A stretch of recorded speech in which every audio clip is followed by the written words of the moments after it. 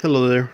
So as you can see, I am working with my four screens, my four monitors, plus my laptop screen, so no problem. And, let's show you.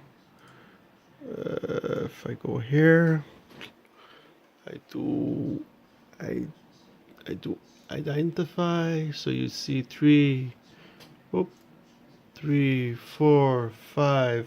Oh, I like one and two, like the sheen. So I don't know. The KVM doesn't seem to support well the MST. It flickers, and it flickers too with the desktop, but really less though. So I don't know what's up with that, but at almost $200 for the KVM, I am really disappointed.